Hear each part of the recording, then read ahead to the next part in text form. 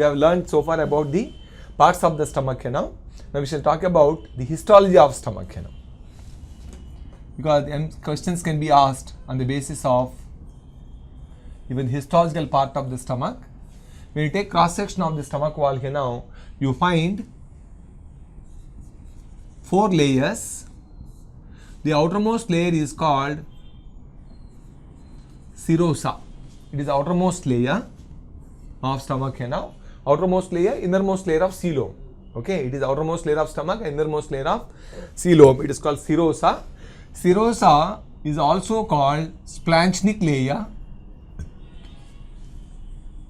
or visceral layer or peritoneal layer.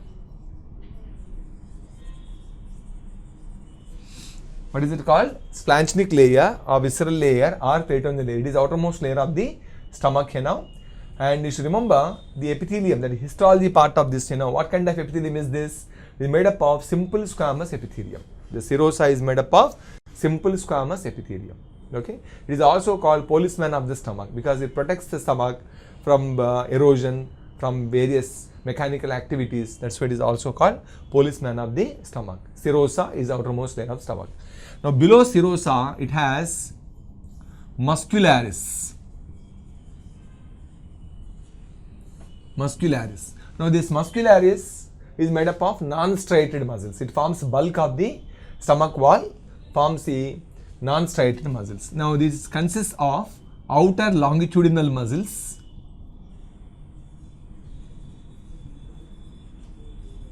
middle circular muscles and inner oblique muscles. Oblique muscles. So remember, the entire muscularis is made up of non-striated muscles which are in turn divisible into longitudinal muscles, circular muscles, oblique muscles. Location of the muscles is also important. NEET point of view here now. The outer longitudinal muscles you have, middle circular muscles and inner oblique muscles. All 3 of them are of same type, that is non-striated. They differ from each other only on the basis of their location here. On the basis of the location they are given different names. Otherwise all 3 of them are made up of non-striated muscles. That is muscularis. Now muscularis is well developed in the stomach. When you take the different parts of the alimentary canal here now, in stomach muscularis is well developed because it is mostly meant for peristaltic movement, churning of the food here now. It has well developed muscularis here now. Then the third part is submucosa. The third part of the stomach is submucosa. It is made up of dense connective tissue. The submucosa is made up of dense connective tissue with lymph capillaries, blood capillaries, nerve fibers and all. Within the submucosa, a nerve plexus is present in the stomach. That nerve plexus which lies within the submucosa is called Auerbach's plexus.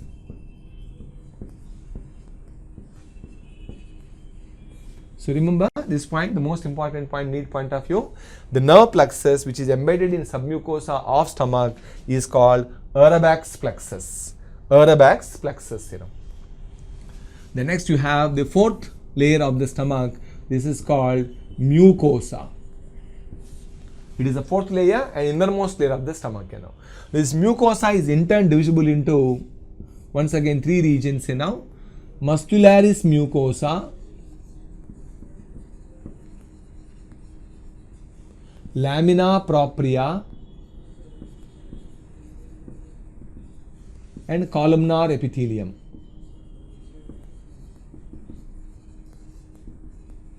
Okay, it is outer muscularis mucosa. Muscularis mucosa is similar to muscularis, differs from muscularis only in the absence of oblique.